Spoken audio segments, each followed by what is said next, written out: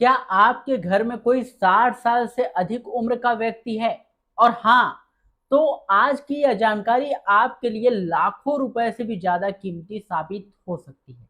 जी हाँ दोस्तों, क्योंकि आज मैं आपको 2 ऐसे नियमों के बारे में बताने वाला हूँ, जिनकी जानकारी ना होने की वजह से हज़ारों वरिष्ठ नागरिक हर साल परेशानी का सामना करते हैं।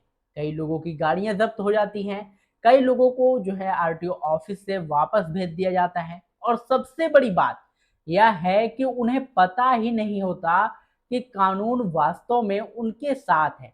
इसलिए आज की इस जानकारी को अंत तक जरूर देखेगा, क्योंकि बीच में छोड़ी तो एक छोटी सी भी जानकारी आगे चलकर आपके लिए बड़ा नुकसान बन सकती है।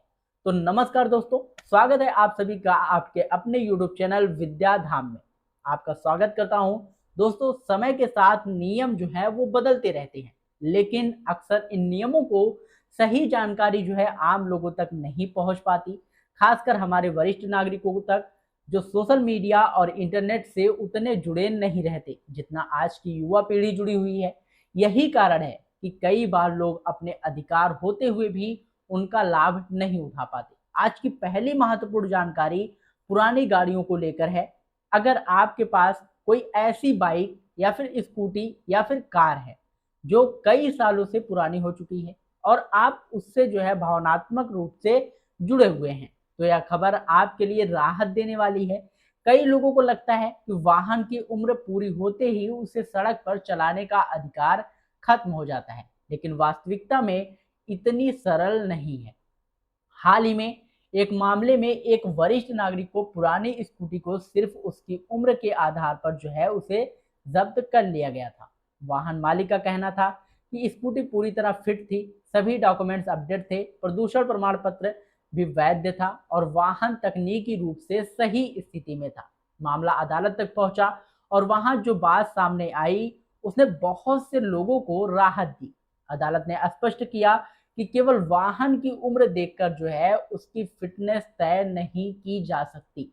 जी हाँ दोस्तों, किसी भी वाहन की वास्तविक स्थिति उसकी तकनीकी जांच, फिटनेस और डॉक्यूमेंट्स के आधार पर तय होती है। यदि वाहन सभी आवश्यक मानकों को पूरा कर रहा है तो उसके संबंध में उचित प्रक्रिया अपनाई जानी चाहिए।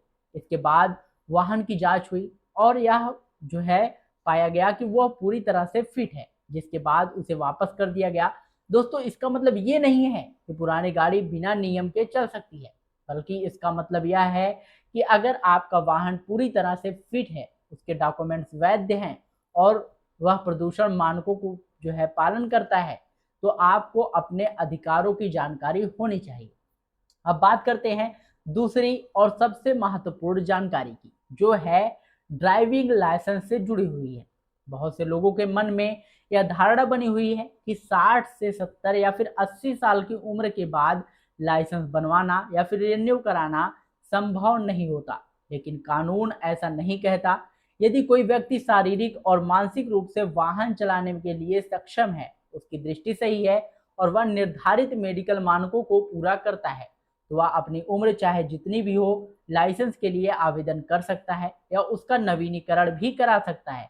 कई बार वरिष्ठ नागरिक आरटीओ कार्यालय पहुंचते हैं और उन्हें यह कहकर वापस भेज दिया जाता है कि अब आपकी उम्र जो है वो ज़्यादा हो चुकी है। लेकिन मैं आपको बता दूं, केवल उम्र और किसी भी आवेदन को अस्वीकार करने का अधिकार नहीं बन सकती।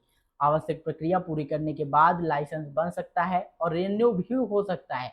40 वर्ष की आयु के बाद लाइसेंस बनवाने या रिन्यू कराने के दौरान आपको जो है मेडिकल सर्टिफिकेट की आवश्यकता होती है। डॉक्टर आपकी आंखों की रोशनी, स्वास्थ्य और वाहन चलाने की क्षमता की जांच करते हैं।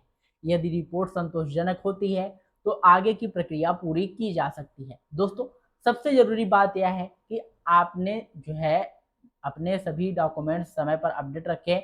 ड्राइविंग लाइसेंस, वाहन की आरसी, बीमा और प्रदूषण प्रमाण पत्र हमेशा वैध होने चाहिए।